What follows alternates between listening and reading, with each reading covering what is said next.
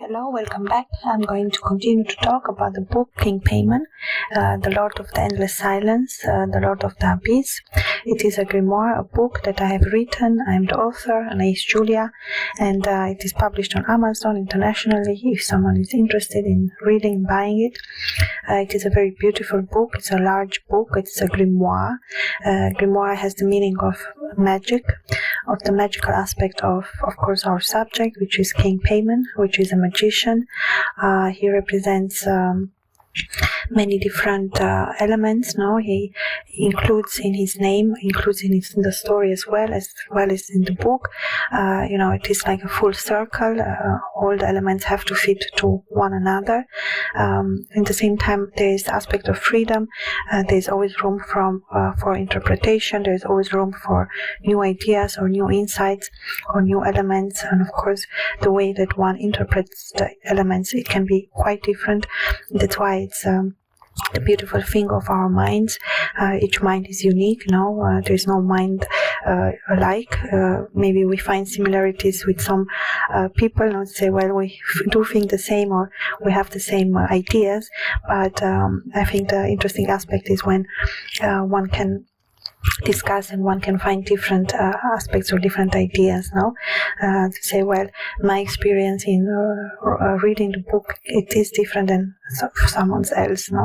And if we speak about symbology or symbolistical elements which the book carries, there's a lot of symbols that go into the book King Paimon.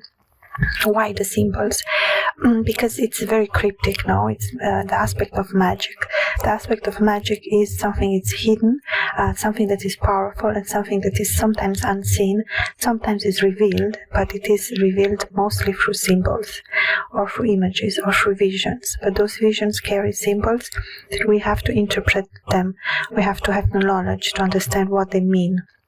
This is the way that King Paimon works.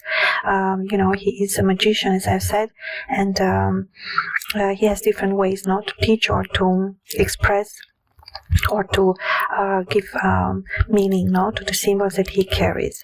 Of course, as a writer, I try to get as close as I can to the truth, to the part of, to say, well, did I interpret this element the correct way, or it is wrong, at the same time, there is no right or wrong in such a cryptic language or a cryptic subject, because the element of freedom is the most important, It's like, well, I am searching for the key, and I'm allowed, to have some failures or mistakes. It doesn't matter. It's part of the journey. It's part of the element of the key, what the key means, what the symbol of the key is.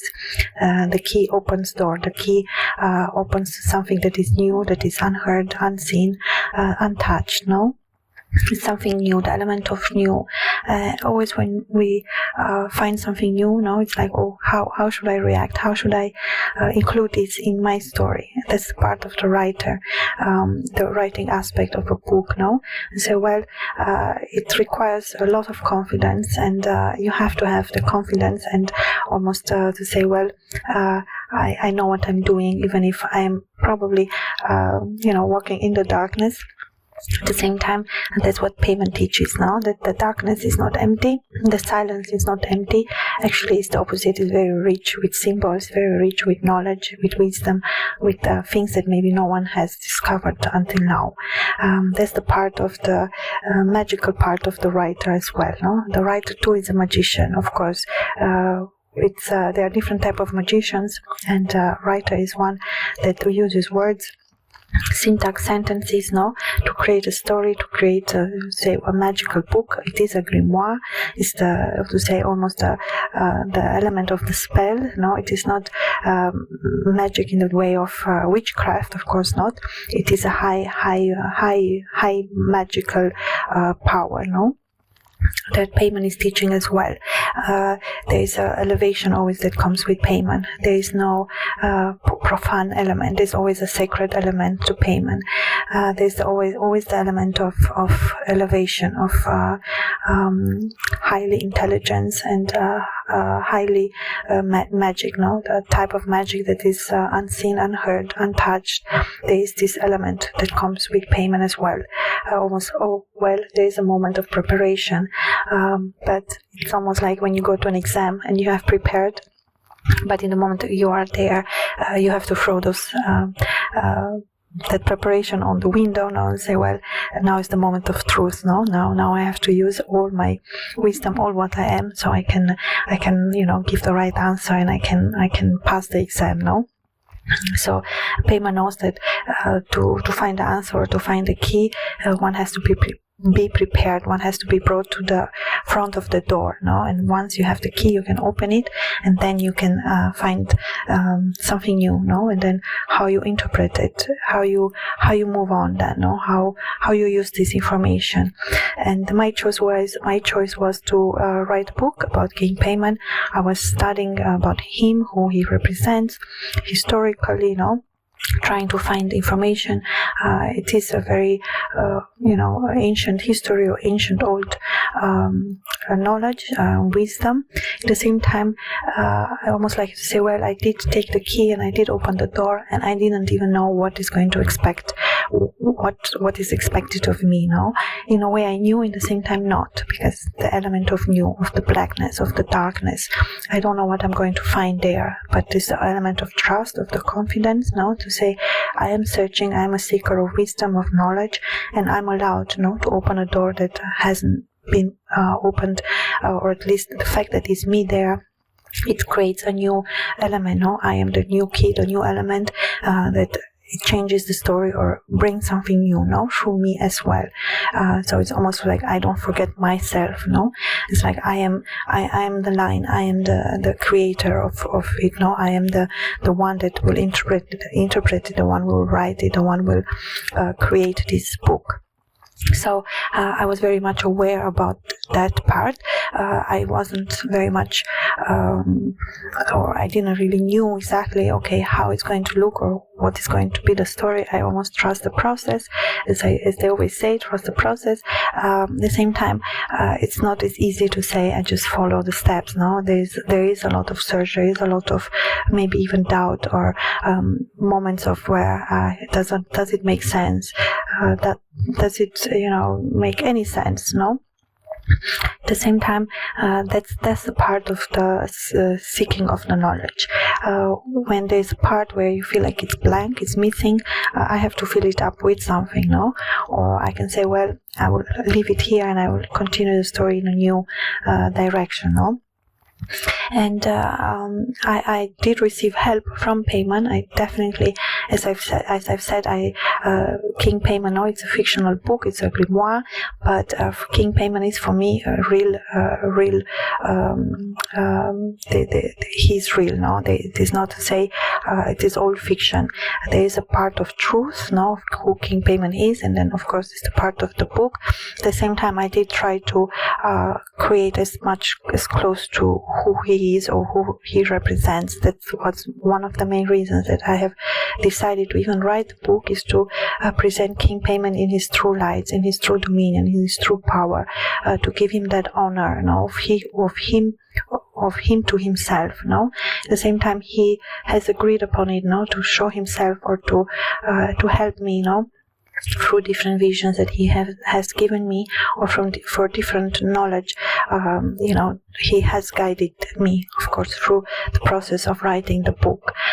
Interestingly, as I've said, I was reading and studying about King Paimon even before, a few months before I've even decided to write the book. So sometimes the steps in the darkness, the ones we don't really understand, but the part of seeking the knowledge and seeking something now can bring you to the door that is so uniquely yours.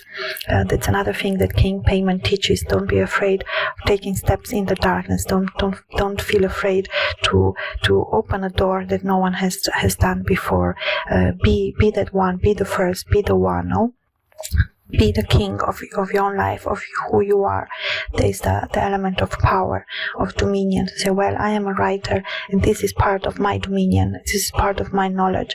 I have been prepared all my life now to open the door. I am the right person. Paimon has chosen me to open the door. I have chosen myself to be there at that moment, And then it's almost to say, well, of course I did open it, of course I was interested, of course I wanted to know, of course I wanted to write a book, of course I wanted to gain more knowledge, of course I wanted to honor King Paimon. This was the fire, the ignition point for me. I wanted to write a beautiful book. At the same time, it is a dark grimoire. We speak about a dark presence, King Paimon, it's the Lord of the Abyss, the Lord of the endless silence, You say, well, the endless silence, it's like, if you imagine an abyss, it is like a unending part, of the journey, It's almost like a road that no one has been on. This absolutely, every step you take is new, every step you make, it is bringing you further into the story, into the part that is new, It has to be new. Of course, you don't want to repeat.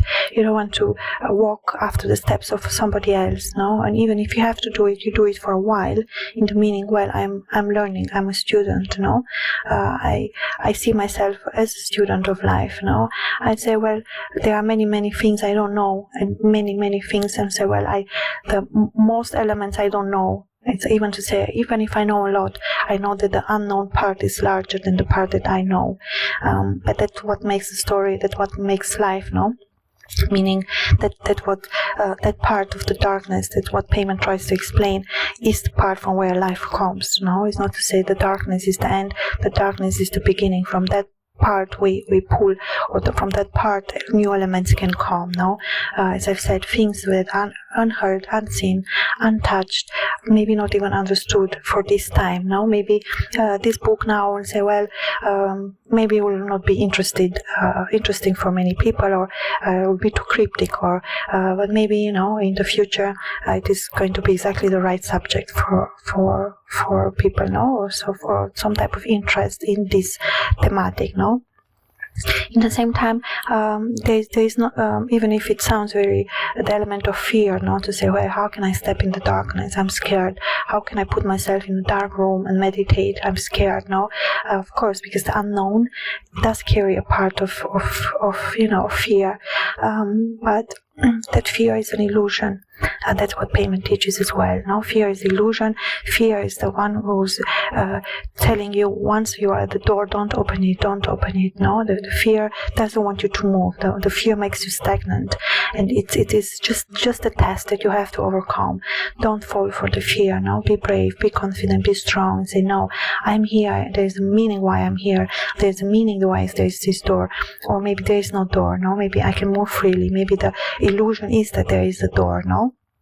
So it is just a little test that one has to just, it's an illusion, just a shadow that one puts away, and then brings the light in oneself to say, no, I'm going to create something new. And it almost doesn't matter so much as how it's going to be interpreted, how other people, it's all about you, it's all about your creation. And there are forces behind any type of new creation that help, there's the element of new, the element of evolution, the element of moving further on the path, and at the same time it is connected to the past as the future as well. To not say, well, we're moving on, it means it's the future.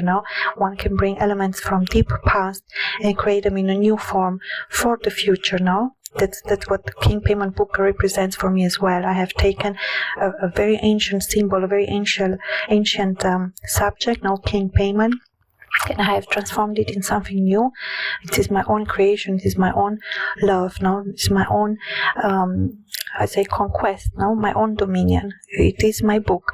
So it is my honor. It is my talent. It is my work. It is my discovery. It is my inspiration as well. It is something that I love as much as I do, as a child love. So it is not an ego type of love. Look at me, I'm so smart, I've done this. It's not like I'm I'm low like that. No, of course not. It is my own creation, but I'm very, very proud of it, and I love my creation as a child loves. No, it is a pure love. There is a type of innocence as well. No, in the book as well, King Paimon speaks about that there is no door. In the vision that I had with him, there was no door. The door too is an illusion. At the same time, if there is a door, it just means that you have to find the key. That's the process of finding, for you to find the key, and that key unlocks something that is very unique and important for you on your journey. So don't to say, even if there is no door, the key is in my pocket, and if there is a door, I'm going to be prepared. I will have the key. I will have the knowledge. There is this trust that everything what you need at the right time is going to be given to you. You are going to find it. You already have it. A lot of times, a lot of things are illusions, that are created to stop us from our journey, from our own unique journey that we already know deep into our hearts how it's supposed to be. There is a certain feeling, a certain foreseeing of the future. A certain feeling that we carry deep inside us, doesn't matter what type of subject we are working on. It is something that's like, well, I see I'm at this point now, but I don't see myself in the future here, and I know I'm able to create this. I know I'm able to move further on my journey, of course, and it's a very beautiful aspect, the way that the story too in the book follows, First we have the opening of King Paimon, of his dominion, of his power, of who he represents. It is very much about King Paimon, and then the story that connects further on in the book. As I've said, if you're interested to read the book, it's a very, very beautiful book called King Paimon, The Lord of the Endless Silence, The Lord of the Abyss, written by me, Anais Giulia, and you can find it on Amazon internationally. I'm going to continue to record other times about the book King Paimon. This time was until here. Thank you so much. Until next time. Bye.